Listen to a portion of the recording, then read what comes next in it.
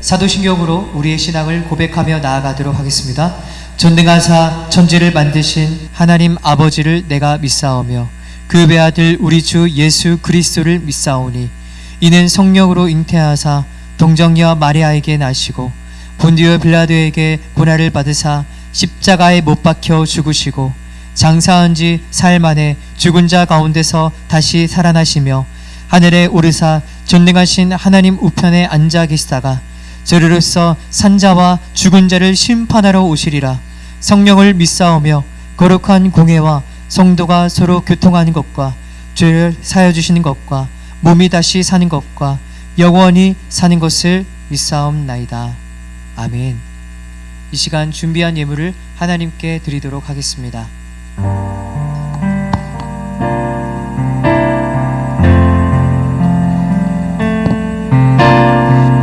나의 생명을 드리니 주 영광 위하여 사용하옵소서. 내가 사는 날 동안에 주를 찬양하며 기쁨의 제물 되리. 남들 받아주소서.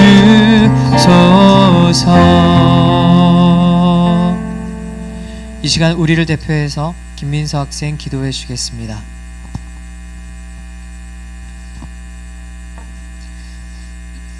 하늘에 계신 우리 하나님 아버지, 오늘도 저희를 예배에 이끌어 주시고 한 주간 저희를 지켜주심에 감사합니다.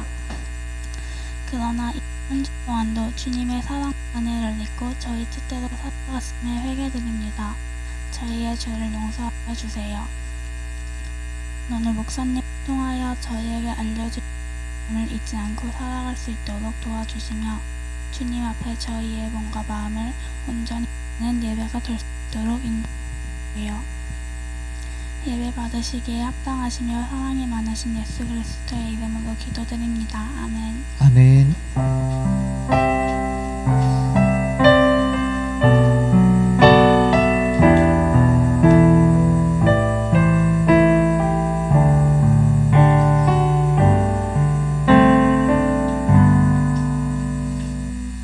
하나님 말씀 함께 보도록 하겠습니다. 오늘 우리가 볼 하나님 말씀은 에스라 9장 3절부터 6절입니다.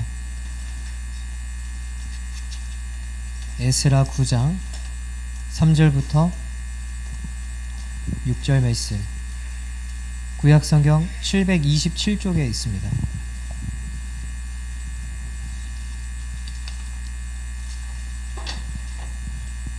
구약성경 727페이지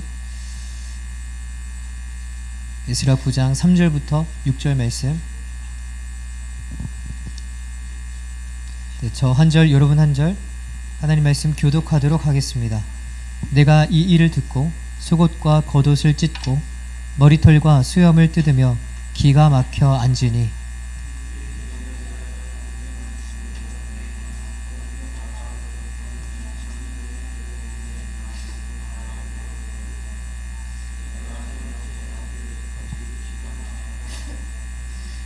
저녁 제사를 드릴 때에 내가 근심 중에 일어나서 속옷과 겉옷을 찢은 채 무릎을 꿇고 나의 하나님 여호와를 향하여 손을 들고 말하기를, 나의 하나님이여, 내가 부끄럽고 낯이 뜨거워서 감히 나의 하나님을 향하여 얼굴을 들지 못하오니 이는 우리 죄악이 많아 정수리에 넘치고 우리 허물이 커서 하늘에 미침이니이다. 아멘. 반갑습니다. 여러분 한 주간 잘 지냈나요? 네, 오늘따라 코를 이제 훌쩍거리는 친구들이 많네요. 한 사람이 그래서 그런 건가요? 아니면 단체로 감기를 걸린 건가요? 네, 되도록이면은 말씀 중에는 그렇죠. 한 사람이 하면 다 하는 것 같아요. 되도록이면 말씀 중에는 좀 자제해 주시고요. 좀 참으려고 노력을 해주셨으면 좋겠습니다. 예, 여러분들 덥죠? 이번 주 정말 너무 더웠던 것 같아요. 오늘은 그래도 조금 이제 선선한 바람이 불어서 좀 시원한 날씨인데 이번 주 너무 더워가지고 야 진짜 어떻게 휴가를 가야 되나 그런 생각을 또 하게 되었습니다.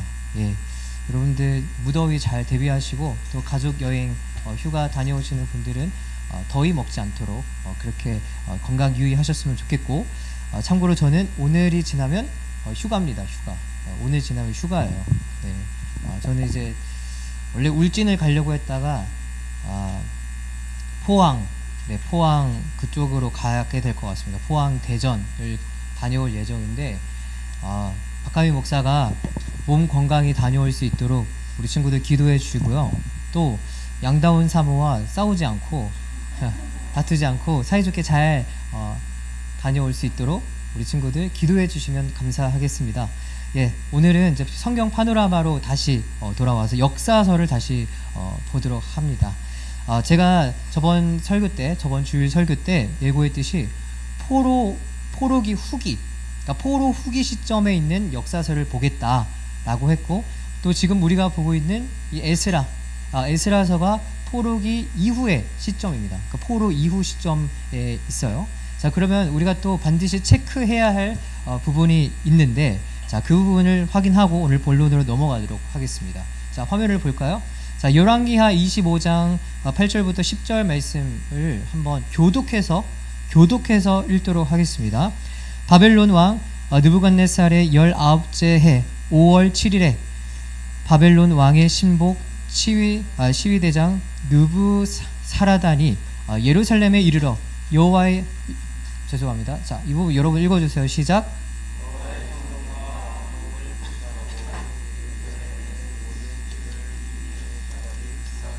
자, 함께 읽겠습니다. 시작. 시위대장에게 속한 갈대아 온 군대가 예루살렘 주위의 성벽을 헐었으며, 이렇게 나와 있습니다. 자, 여러분, 이 내용은 어떤 내용인 것 같아요? 어떤 내용인 것 같아요? 네, 한마디로 이스라엘 폭망, 이스라엘 멸망의 장면을 우리가 말씀으로 한번 읽어봤습니다.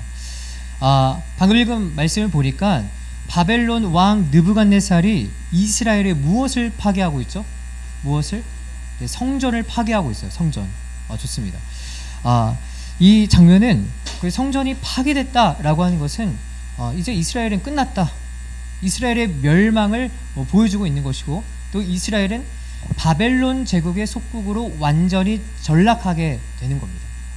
이제는 뭐 나라가 사라졌다라고 해도 거의 무방한 상태인데, 자, 이 시기가 제가 자주 언급했던 BC 586년입니다. 586년.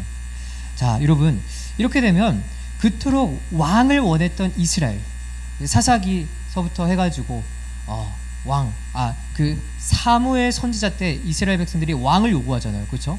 그렇게 그들이 원했던 그 왕의 시대는 결국 어떻게 끝을 맺는가 하면 완전한 실패로 돌아가게 됩니다. 완전한 실패예요. 이스라엘의 왕정의 역사는 실패와 불순종의 역사로 막을 내리게 되고, 이제 이스라엘은 포로기 생활에 돌입하게 됩니다. 포로기. 그래서 이때 포로로 잡혀가는 이스라엘 백성들은 뿔뿔이 이제 흩어지게 되는데요. 누구는 바벨론의 중심지인 메소포타미아로도 가고, 또 누구는 이집트로 가고, 북아프리카로 가고, 아니면 누구는 유다 땅에 남고, 아니면 사마리아 땅으로 흩어지면서 이스라엘 민족들이 막 뿔뿔이 이제 흩어지게 됩니다. 이때부터. 그래서 이렇게 흩어진 유대 민족들을 일컬어서 뭐라고 부르냐면, 자, 우리 친구들 이 정도는 알아야 돼요. 자, 뭐라고요? 우리 함께 읽어보겠습니다. 시작. 디아스포라. 네, 디아스포라라고 합니다. 디아스포라. 유대인으로서 이스라엘 밖에 이방 세계에 정착하여 사는 그런 사람들. 그러니까 바벨론에게 멸망한 이후로부터, 포로기 이후부터 뿔뿔이 흩어져서 살아가는 그 유대인들을 디아스포라라고 합니다. 디아스포라. 자, 이거는 교회 다니면 알아야 되는 상식이니까 꼭 알아두시고요.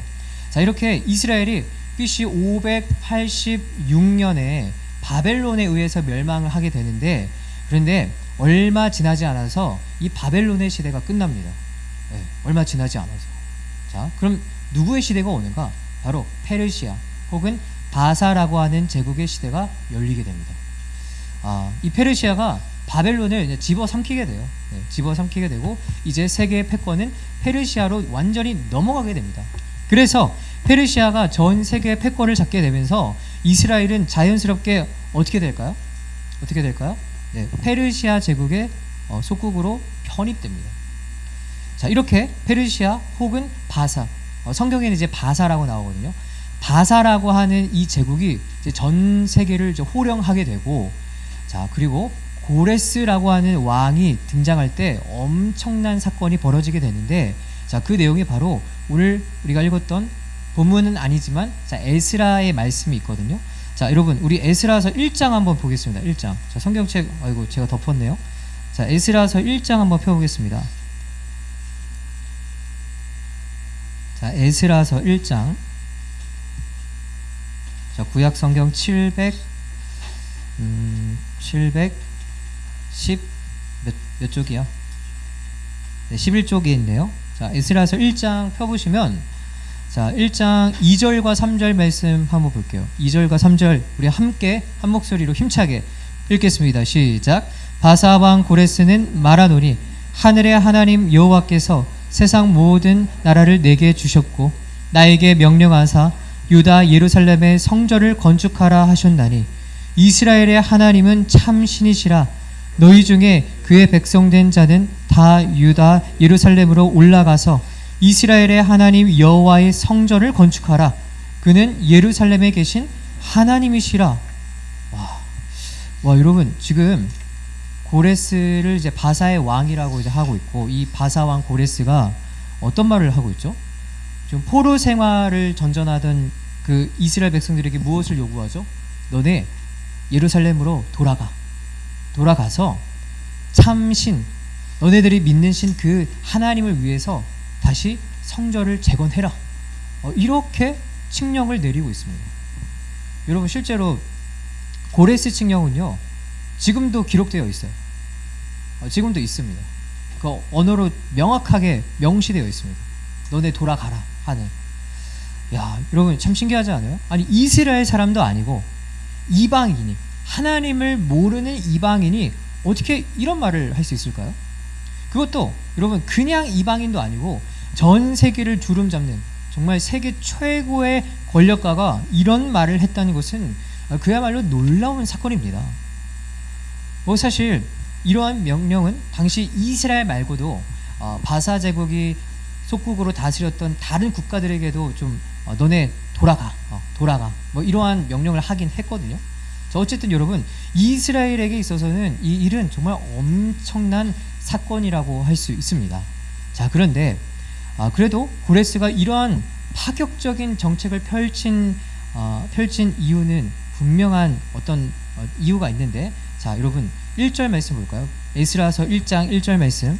자, 1장 1절을 보면 이렇게 나와 있어요. 바사 왕 고레스 원년에 여호와께서 예레미야의 입을 통하여 하신 말씀을 이루게 하시려고, 이렇게 나와 있습니다. 그리고 바사 왕 고레스의 마음을 감동시킴에 그가 온 나라에게 공포도 하고 조소도 내려 이르되. 와, 여러분, 지금 고레스 왕이 이스라엘 백성들을 너네 다시 돌아가서 너네 성전 짓고 다시 예배 드려 라고 했던 그 이유가 분명하게 드러나고 있어요. 고레스가 이스라엘을 해방시킨 그 이유는 무엇입니까? 바로 하나님이 고레스의 마음을 감동시켰기 때문이라고 합니다. 즉, 하나님이 고레스를 사용하셔서 이스라엘을 해방시켰다라는 것이죠. 그런데 더 놀라운 사실이 있다면, 이 고레스가 이스라엘을 해방시켜 주실 것이라는 이 역사적 사실을 누구를 통해서 이미 예언됐다고 하죠? 누구를 통해? 여러분, 1장 1절에 좀 굉장히 의미심장한 인물이 나오는데 누구죠? 예레미야입니다. 예레미야. 여러분, 예레미야는 어느 때 사람일까요? 네, 이스라엘이 멸망하기 직전에 살아 생존했던 사람이에요. 그 사람의 예언이 지금 이루어지고 있다라고 하는 거예요. 네. 그래서 여러분들 그 말씀 한번 봐야겠죠. 정말로 그럼 예레미야가 이런 예언을 받았나? 봐야 되겠죠. 자, 예레미야 29장 10절 말씀 보면은 이렇게 나와 있습니다. 여호와께서 이와 같이 말씀하시니라. 바벨론에서 70년이 차면 내가 너희를 돌보고 나의 선한 말을 너희에게 성취하여 너희를 이곳으로 돌아오게 하리라. 이렇게 나와 있습니다. 와, 여러분, 예레미야가 이스라엘이 몇 년 동안 포로 생활을 한다고 나와 있죠? 70년이라고 합니다. 70년. 70년을 예언을 했어요. 그런데 여기서 목사님, 고레스가 등장하지 않는데요. 네, 고레스라는 사람이 언급되진 않지만, 자, 그런데 그렇다고 예레미야의 예언이 이와 동일하지 않다라고 말을 할 수가 없어요. 왜냐하면 그 구체적인 이름, 이 고레스라는 이름은 다른 선지자가 미리 예언을 했는데 바로 이사야가 그렇습니다. 자, 이사야 44장 28절 보면 우리 한 목소리로 읽도록 하겠습니다. 시작. 고레스에 대하여 이르기를 내 목자라 그가 나의 모든 기쁨을 성취하리라 하며 예루살렘에 대하여 이르기를 중건되리라 하며 성전에 대하여는 내 기초가 놓여지리라 하는 자니라. 아멘. 아, 여러분들 진짜 이거 보고 놀라셔야 돼요. 그래, 고맙다. 여러분, 이사야는 예레미야 전에 있던 사람이에요. 그러니까 예레미야 전에 있던 사람이 고레스를 예언했다니까요. 하나도 안 놀라네, 진짜. 놀래야 돼요, 놀래야 돼. 네. 감사합니다. 그렇습니다. 여러분, 지금 이사야는 고레스, 그 이름 석자를 정확하게 예언하고 있어요. 고레스를 통해서 너네 잠깐 동안 바벨론의 포로로 잡혀 있을 것이지만 고레스를 통해서 이 포로 생활로부터 완전히 회복될 것이고 또 성전이 다시 중건될 거야. 이런 말씀을 지금 하고 있다는 거예요. 여러분, 이렇게 하나님은 이스라엘이 멸망하기 전에 예레미야와 이사야 선지자를 보내셔서 이스라엘은 결국 망할 것이고 또 성전은 무너질 것이고 또 너희는 타국에서 포로 생활을 할 것인데, 그런데 70년이라는 기한이 차면 고레스를 통해서 포로 생활에서 완전히 해방될 것이고 성전을 다시 쌓을 것이라는 이 세세한 예언을 다 하셨습니다. 그리고 이러한 예언들이 모두 성취되는 장면이 바로 포로 후기 에스라, 느헤미야 그리고 에스더, 이 세 가지 책이라는 거예요. 그런데 오늘은 무엇을 볼 것이냐? 바로 에스라를 볼 겁니다. 에스라. 그러므로 우리는 이 부분에서 발견할 수 있는 메시지는 무엇인가? 바로 여러분, 하나님의 말씀은요, 하나님의 말씀은 땅에 떨어져서 없어지지 않아요. 하나님 말씀은 영원하고 하나님의 말씀은 반드시 이루어진다는 메시지를 우리는 정말 가슴 깊이 새겨야 할 것입니다. 게다가 하나님과 상관없이 사는 이 이방인의 왕이 하나님을 뭐라고 하고 있죠? 참신이다. 인정하고 있어요. 하나님을 인정하고 하나님의 계획과 의도에 맞게 움직이는 모습을 보면 여호와 하나님만이 온 땅의 주인, 온 세계를 다스리시는 통치자라는 사실을 우리는 발견할 수 있게 됩니다. 여러분, 정말 기가 막히지 않습니까? 사랑하는 여러분, 온 세상의 주인, 온 땅의 주인은 하나님이시라는 사실을 진실로 믿으셨으면 좋겠습니다. 세상 모든 만사는 하나님의 정말 치밀한 섭리에 의해 흘러가고 있다는 사실을 믿음으로 받아들이셨으면 좋겠습니다. 그리고 나라를 잃고 포로 생활을 전전하던 이스라엘의 입장을 생각을 해본다면 여러분, 한편으로는 이런 생각이 들 거예요. 하나님은 진짜 살아계실까? 그렇죠? 포로 생활을 70년이나 했으면 그런 생각 하지 않겠어요? 진짜 하나님 살아계신가? 아브라함과 다윗을 통해 하신 이 언약은 정말로 성취되는가? 여자의 후손은 도대체 언제 오는가? 이러한 생각과 절망이 들었을 것입니다. 그런데 아까 읽었던 그 에스라서 1장, 에스라 1장의 내용을 보면 어떤가요? 하나님은 이스라엘을 절대 포기하지 않는다는 사실이 드러나고 있어요. 하나님의 계획하신 그때에 말씀이 이루어지고, 그러면서 자기 백성을 향한 언약이 지금도 유효하다는 것을 보여주면서 이 말씀을 읽는 오늘날 우리에게 하나님의 말씀은 영원하고 반드시 이루어진다는 점, 또 지금 우리를 향한 그 언약의 말씀도 지금도 유효하다는 메시지를 던지면서 모든 그리스도인들에게 위로와 희망을 전달해주고 있습니다. 사랑하는 여러분, 하나님의 말씀은 반드시 이루어집니다. 그 언약은 영원 무궁하고 그 누구도 패할 수 없습니다. 막을 수가 없다는 것입니다. 그 어떤 권력도 하나님의 계획을 막을 수가 없습니다. 우리는 이러한 사실을 굳게 믿으면서 다시 오실 예수 그리스도, 그분을 기대하고 기다리면서 끝까지 이 믿음을 지키며 말씀에 순종하는 삶을 살아내야 될 줄 믿습니다. 자, 여기까지 서론이었어요. 자, 서론이 조금 길었죠. 자, 오늘은 예레미야서, 예레미야 말씀을 스토리 중심으로 빠르게 한번 살펴보도록 하겠습니다. 자, 지금 에스라서 1장 펴고 계시죠? 에스라서 1장. 자, 1장에서 넘기지 마시고, 자, 이거를 이제 유지한 채 에스라 1장의 내용은 포로 생활 70년 만에 예레미야의 말씀을 통해 하나님의 뜻이 성취되는 그런 장면으로 시작되고 있어요. 바로 페르시아라고 불리는 이 바사 왕 고레스를 통해서 이스라엘 백성이 예루살렘으로 귀환하는 내용이 등장합니다. 자, 그러면서 2장 볼까요? 2장. 자, 2장을 보시면 이름이 등장하고 있어요. 사람들의 이름.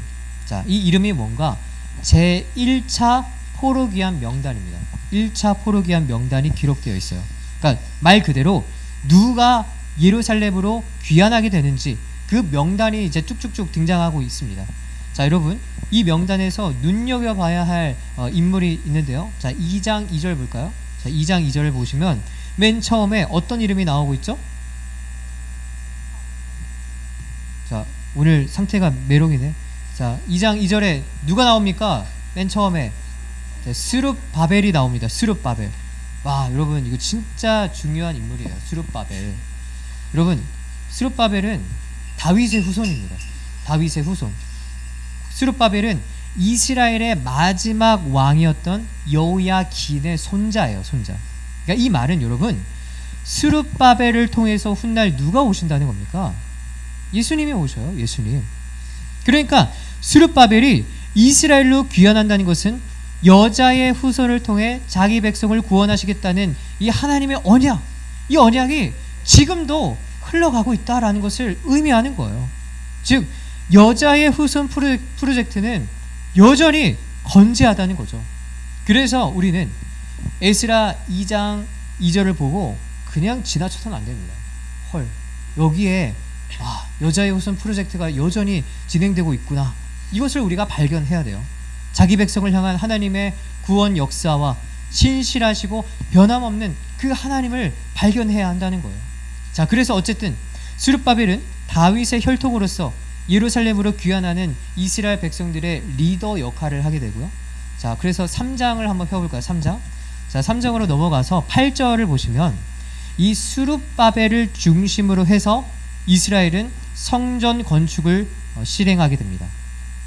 자, 그런데 4장 넘어갈게요. 4장을 보면 성전을 건축하려고 하니까 방해하는 세력들이 등장합니다. 4장 5절 말씀에 이 방해하는 세력들이 이 바사의 왕들, 그 왕들에게 막 뇌물을 주고, 또 6절을 보면 막 고발하는 사태까지 벌어지면서 온갖 방해와 공작 때문에 이 성전 건축 기초 공사만 실행되고, 기초 공사만 실행된 채 잠시 멈추게 됩니다. 잠시 멈추게 돼요. 자, 그런데 자, 5장을 보면 5장에서 하나님께서 학개와 스가랴 선지자를 보내셔서 이스라엘 백성들에게 성전 건축에 대한 믿음과 확신의 메시지를 심어주게 됩니다. 자, 그러면서 18년 만에 성전 건축 공사가 다시 재개되고 BC 515년에 성전이 다시 재건되는 놀라운 쾌거를 이루게 됩니다. 자, 그래서 여러분, 자, 이때 BC 515년에 스룹바벨의 그 리더십 안에서 성전이 다시 재건되는데, 자, 이것을 뭐라고 부르냐면 스룹바벨 성전 아니면 제2성전이라고 합니다. 왜? 솔로몬 성전은 무너졌으니까. 솔로몬 성전이 무너지고 스룹바벨을 통해서 성전이 다시 재건됐으니까 스룹바벨 성전 제2성전이라고 부릅니다. 자, 기억하세요. 자, 그리고 스룹바벨 성전은 정확히 솔로몬 성전이 파괴된 이후에 정확히 몇 년이 지나냐면 70년이 지납니다. 70년이 지난 후에 완공되었다라고 합니다. 아무도 놀라지 않는군요. 자, 다음 7장 말씀을 볼게요. 자, 7장. 자, 10장까지 있으니까 여러분들 두려워하지 마세요.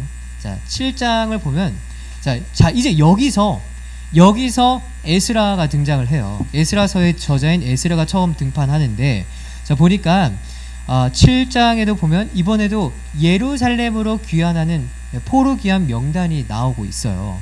자, 이 부분이 제2차 포로 귀환 명단인데요. 자, 여기서 에스라가 등장합니다. 에스라는 2차 포로 귀환 때 예루살렘에 이르게 되고요. 에스라가 예루살렘에 도착했을 때 어떤 결심을 하게 되냐면, 자, 7장 10절 말씀 볼까요?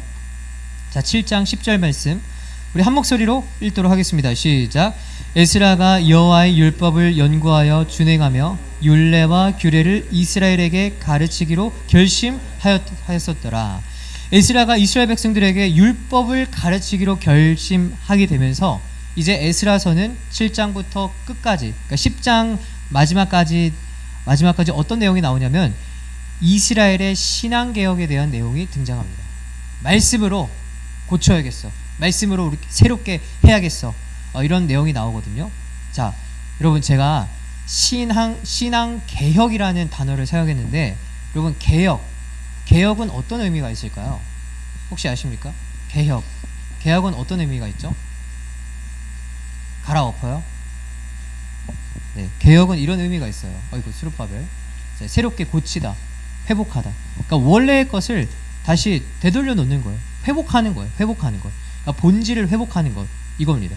즉, 에스라는 그간 포로 생활을 하면서 무너졌던 이스라엘의 신앙을 말씀을 통해 다시 고치고 회복시키고자 했던 거예요. 그러면 에스라는 정확히 이스라엘의 무엇을 개혁하고자 했냐면 바로 이방 민족과 통혼하는 당시 잘못된 결혼 관습에 대한 회개를 촉구하게 됩니다. 네.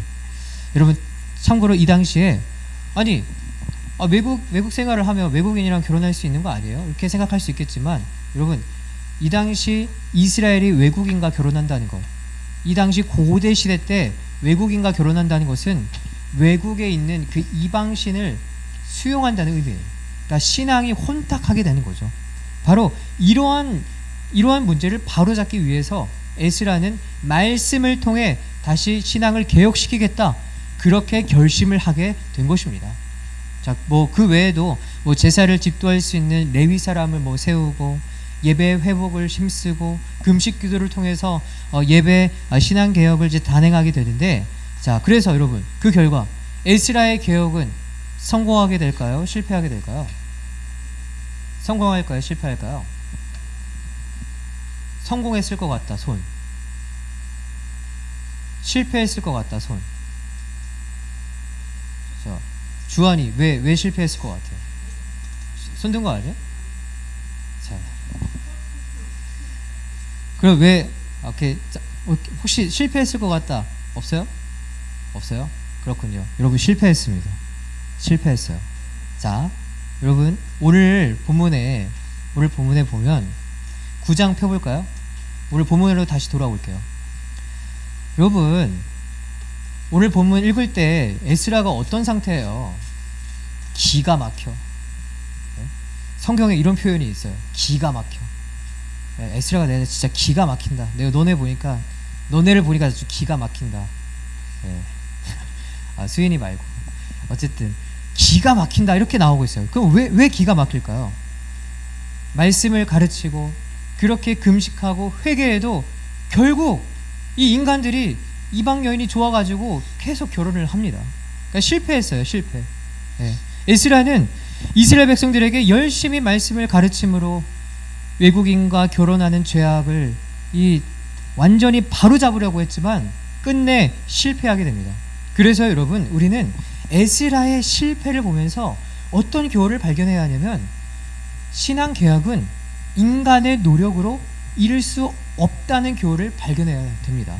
그리고 신앙 개혁이라는 숙제는 이 땅에서 완전히 이룰 수 없다는 사실도 우리는 발견하고 그것을 받아들여야 합니다. 그러면 여러분, 신앙개혁은 언제 이루어지는가 한다면 저는 이렇게 표현을 하고 싶어요. 신앙개혁은 현재 진행형이어야 돼요. 현재 진행형. 그러니까 이 땅에서 완성할 수가 없어요. 언제나 ing여야 한다는 거예요. 그러므로 우리의 신앙은 언제나 개혁되어야 하고, 이 개혁을 멈춰선 안 됩니다. 멈춰서는 안 돼요. 그리고 우리의 신앙 개혁이 멈추지 않고 끊임없이 계속 진행되려면 어떻게 해야 할까? 자, 그 해답이 오늘 본문에 잘 나와 있는데, 자, 여러분 성경 보겠습니다. 자, 오늘 본문 말씀 5절과 6절 말씀. 자, 우리 한 목소리로 읽도록 하겠습니다. 시작. 저녁 제사를 드릴 때에 내가 근심 중에 일어나서 속옷과 겉옷을 찢은 채 무릎을 꿇고 나의 하나님 여호와를 향하여 손을 들고 말하기를, 나의 하나님이여, 내가 부끄럽고 낯이 뜨거워서 감히 나의 하나님을 향하여 얼굴을 들지 못하오니 이는 우리 죄악이 많아 정수리에 넘치고 우리 허물이 커서 하늘에 미침이니이다. 여러분, 에스라는 외국인과 결혼하는 죄를 반복하는 이 이스라엘 백성들의 소식을 듣고 어떻게 반응하게 되냐면 하나님 앞에 속옷과 겉옷을 찢고 무릎 꿇게 됩니다. 그러고 나서 하나님을 향해 두 손을 들고, 하나님, 너무 부끄럽습니다. 반복되는 우리 민족의 죄악 때문에 감히 하나님의 얼굴을 볼 수가 없습니다. 이렇게 기도하게 됩니다. 여러분, 5절과 6절에서 나타나는 이 에스라의 모습은 하나님 앞에 회개하는 모습입니다. 끊임없이 반복되는 그 죄악을 가슴에 품고 통회하는 심정으로 하나님께 용서를 비는 에스라의 모습은 신앙 개혁의 아주 중요한 포인트가 됩니다. 즉, 우리의 신앙 개혁이 멈추지 않으려면 매일 회개하는, 매일 하나님 앞에 회개하는 모습이 있어야 한다는 거예요. 회개는 날마다 이루어져야 하는 신앙 개혁의 절대 조건이라는 것입니다. 그래서 여러분, 에스라서는 마지막까지 어떤 내용으로 전개되는가 하면 하나님 앞에 철저히 무릎 꿇고 회개하며 나의 죄를 인정하는 그러한 내용으로 마치게 되는데요. 자, 이 시간 에스라서 10장을 한번 펴볼까요? 자, 10장 18절 위를 보면, 에스라서 10장 18절 위를 보면 다른 색글씨로 되어 있는 부분, 그 부분 함께 한번 읽어보도록 하겠습니다. 시작. 이방 여자와 결혼한 남자들, 이렇게 나와 있어요. 자, 여러분, 에스라 10장 18절부터는 말 그대로 외국 여자와 결혼한 죄를 지은 그 남자들의 명단이 등장합니다. 그리고 44절 볼까요? 자, 44절에 이렇게 나와 있습니다. 이상은 모두 이방 여인을 아내로 맞이한 자라. 이렇게 해서 에스라서가 끝납니다. 이렇게 끝나요. 여러분, 너무 특이하죠? 왜 에스라서는 이방 여자와 결혼한 남자들, 즉 죄인들의 명단을 기록하고 끝을 맺었을까요? 뭐가 잘났다고? 뭐가 자랑이라고? 도대체 이런 인간들의 이름을 왜 성경에 박제했을까요? 그 이유는 간단합니다. 이 죄인들의 명단을 보면서, 아, 우리 이스라엘이 이런 죄를 지었구나, 매번 기억하고 상기시키면서 지속적인 회개를 이어나가기 위함입니다. 매일매일 회개하기 위해서 이 죄인의 명단을 기록한 채 마무리하게 되었다는 거예요. 말씀을 맺도록 하겠습니다. 사랑하는 여러분, 우리의 신앙 개혁은 매일 현재 진행형, 이 ing가 되기 위해서는 나의 죄를 기억하고 진실로 회개하는 모습이 있어야 합니다. 이렇게 매일 회개하고 또 회개하다 보면 우리 친구들 어떤 결론이 나오는지 아십니까? 아, 나는 내 능력으로는 이 죄악을 끊어낼 수가 없구나, 나는 여전히 죄 가운데에 빠지는구나, 이러한 결론에 도달하게 됩니다. 그러면서 누구를 더더욱 더 소망하게 되는가? 바로 나의 모든 죄를 다 끌어안으시고 도말하신 그 여자의 후손 예수 그리스도를 더욱 갈망하고 소망하게 되면서 저와 여러분의 신앙은 날마다 그리스도의 장성한 분량에 이르는 놀라운 신앙의 증보, 신앙의 개혁을 이루어 가게 될 줄을 믿습니다. 여러분, 우리의 신앙 개혁 언제 했다가 뭐 수련회 갔다가 끝나고 이게 아니에요. 매일매일 지속적인 회개와 지속적인 무릎 꿇음으로 하나님 앞에 나아가야 되고, 그렇게 회개해도 여전히 무너지는 그런 나의 모습을 보면서 여러분, 나에게는 소망이 없구나, 오직 그리스도만이 소망이구나, 이렇게 도달해야 그것이 우리의 진정한 신앙 개혁이라는 것입니다. 사랑하는 여러분, 이 메시지를 함께 기억하면서 오늘 이 찬양, 나의 마음을 정금과 같이 하여 주옵소서, 이 마음을 가지고 함께 찬양하고 기도하며 나아갔으면 좋겠습니다.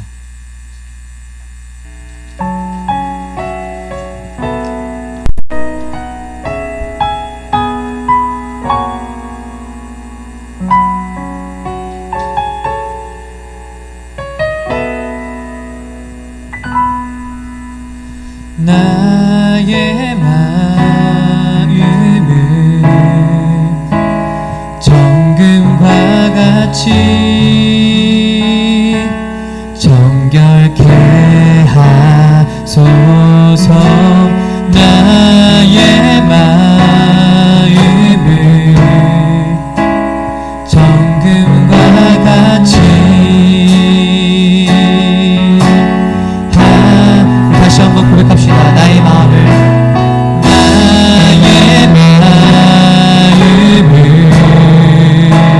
정금과 같이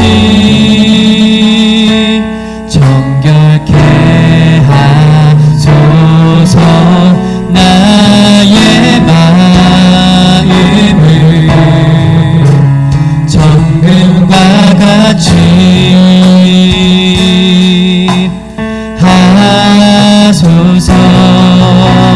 내 영혼에 한 소망이 있으니 주님과 같이 거룩하게 하소서. 나의 삶을 드리니 거룩하게 하소서. 오 주님, 나를 받으소서. 나를 받으소서. 나를 받으소. 다시 한번 찬양하겠습니다. 나의 마음을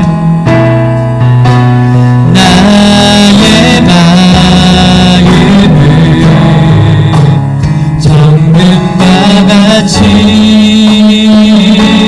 정결케 하소서. 나의 마음을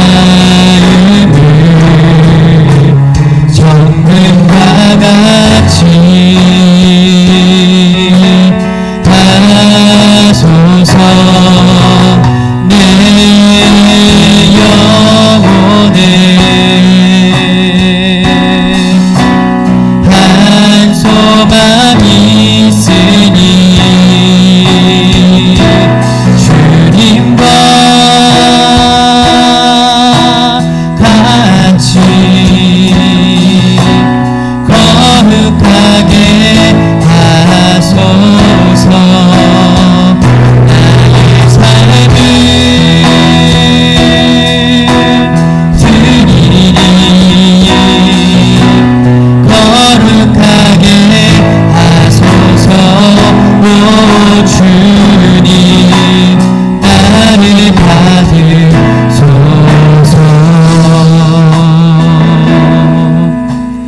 나를 받으소서. 우리 시간 합심해서 함께 기도하며 나아갑시다. 주님, 세계 역사를 경영하시고 내 인생의 주인은 오직 하나님임을 고백하며 나아갑니다. 또한 매일의 회개로 나의 신앙이 날마다 개혁되기를 원합니다. 주여, 우리의 믿음을 굳게 세워주시옵소서. 내 안에 있는 이 죄를 미워하고 나의 죄를 사하기 위해 십자가에서 죽으신 그 그리스도를 더욱 묵상하는 우리의 신앙이 될 수 있게 달라고 이 시간 주님의 이름을 부르며 함께 기도하며 나아가도록 하겠습니다. 주 하나님 아버지, 이 시간 주님을 바라보며 나아갑니다. 우리에게 주신 이 메시지를 붙들며 나아갑니다. 하나님 아버지, 모든 것을 다스리시고 경영하시며 모든 것을 통치하시는 그 하나님을 믿으며 그 하나님만이 모든 것을 다스리시는 주인이심을 믿으며 살아갈 수 있기를 원합니다. 하나님 아버지, 매일의 회개로 나의 신앙, 우리 모든 학생들의 신앙이 날마다 개혁되기를 원합니다. 하나님 앞에 무릎 꿇고 나의 죄를 자백하며 주님 앞에 회개하는 우리의 신앙이 되게 하여 주시옵소서. 하나님 아버지, 우리의 믿음 매일 무너집니다. 세워주시옵소서. 우리의 죄 앞에 날마다 고비를 들고 그곳을 향하여 나아갑니다. 그러한 우리를 주님 불쌍히 여겨주시고 오직 주님만을 닮아가는 하나님, 우리의 모든 신앙의 개혁이 되게 하여 주시옵소서. 하나님 아버지, 주님의 능력으로 우리의 믿음이 더욱 날마다 성숙해지기를 원합니다.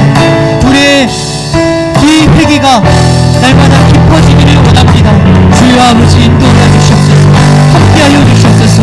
오직 주님의 이름을 붙들며 나아가는 모든 인생들 될 수 있게 하여 주시고 오직 주님만을 바라보며 나아갈 수 있게 하여 주시옵소서.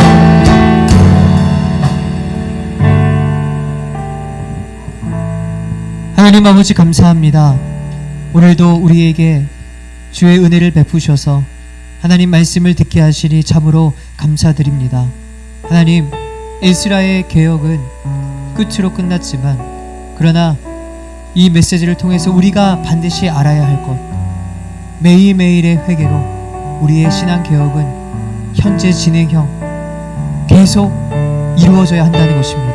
주님, 이 메시지를 굳건하게 붙들고 우리 성형교회 모든 중등부 학생들이 주 앞에 회개하며 무릎 꿇고 내 죄를 자복하며 오직 그리스도만을 소망하며 나아가는 그러한 신앙의 개혁과 진보를 이루는 우리 모든 성형교회 중등부 공동체가 될 수 있도록 주께서 인도하여 주시옵소서. 주님 감사합니다. 예수님의 이름으로 기도드립니다. 아멘. 지금은 우리를 죄와 사망에서 건지신 주 예수 그리스도의 은혜와 무한하신 하나님의 사랑과 성령의 교통하심이 매일의 회개로 날마다 개혁되고자 하는 성현교회 중등부 공동체 머리 위에 그 삶 위에 영원토록 함께 있을지어다. 아멘.